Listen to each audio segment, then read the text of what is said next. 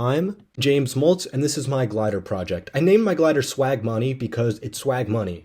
The project description was to design, construct, and successfully fly a glider a minimum of 20 feet without using any form of remote control, and to do so using balsa wood and any materials found in your dorm or your house, and to prepare a video report analyzing your design, construction, and testing process. Here are the requirements and measures of success. I will only go over a few because of time constraints. First is to construct a glider that is at most 16 by 16 inches.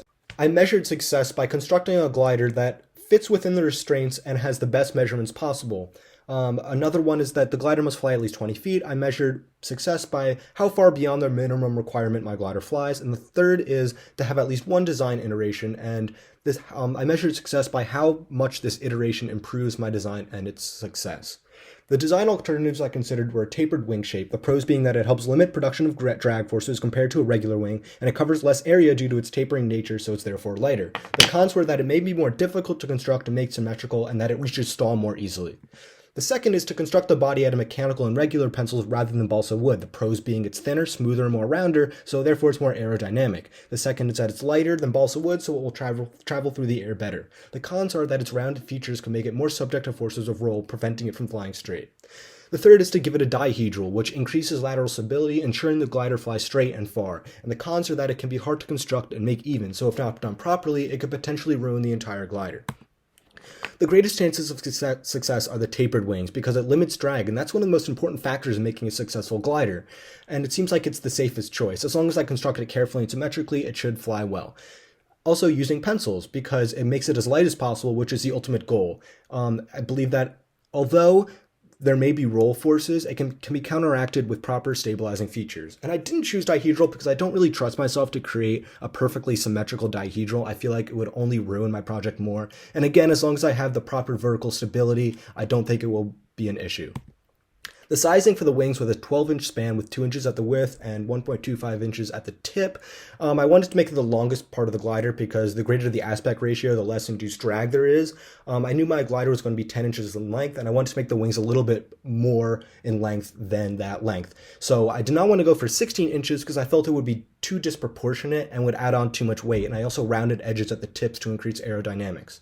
The length of the glider was 10 inches with roughly the width of a pencil. And I designed the glider to be short because I felt it would make it far lighter, and that is the ultimate goal of constructing a glider, to optimize weight and aerodynamic stability. And I felt if that my wings were big enough and I added solid tail and stabilizing, its short length would not prove to be an issue. And the tail length is 4 inches by 1 inch. And I felt that this was mostly an educated guess based off of photos of gliders I found on the internet, and I thought making it a third the length of the wingspan would add the perfect amount of stability. My initial set of design choices were the tapered wings from balsa wood, which I discussed previously why that is. Same with the mechanical pencils at the front of the body and regular pencil behind it. I added Play-Doh to ensure that the center of gravity is in front of the neutral point and roughly in line with this quarter cord. I made a rectangular wing out of balsa wood with rounded edges to make it more aerodynamic and to add vertical stability. I used trapezoidal horizontal stabilizers made of balsa wood on top of the tail to ensure that the glider flies straight and does not veer off to one side, and I rounded the tips as well. To find stability, I knew that the neutral point of the glider was roughly at the back of the wing from class discussion, so I wanted the center of gravity to be in front of that, roughly in line with the quarter cord. At first, the center of gravity was behind the back of the wing, so I kept adding Play-Doh until it was roughly even with the quarter cord. And I found where the center of gravity was by balancing the glider on my finger. Wherever I positioned my finger such that it balanced, that was the location of the CG, and as I added more Play-Doh, it kept moving more and more forward. Here's my best initial test video.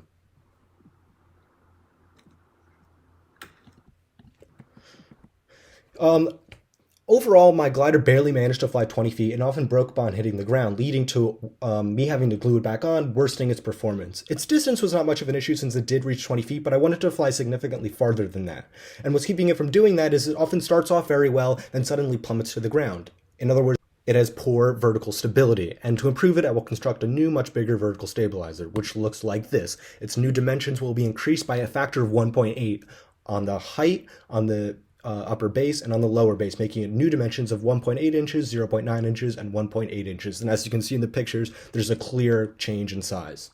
The location of the center of gravity is roughly 2 inches from the tip of the glider and is even with the quarter cord. I found this using the previous methods that I used for testing lateral stability.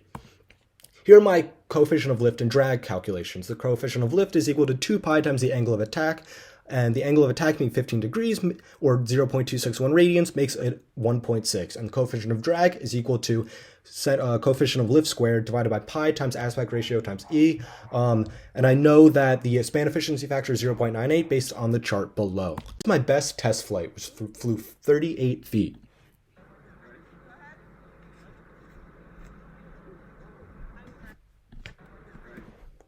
Here's the picture of my final design, which clearly fits within the 16 by 16 inch dimensions. And just a note, it might look a little broken. That's because I flew home with it, so it was a little damaged afterwards. My iteration greatly improved the performance. I managed to roughly double the distance of my initial design, and instead of falling to the ground, the video shows how it glides for 20 feet before hitting it, which was my exact goal in increasing its dimensions. In addition, the small vertical stabilizer of the initial design led to many breaks during test flights, and upon hitting the ground, my glider did not break at all.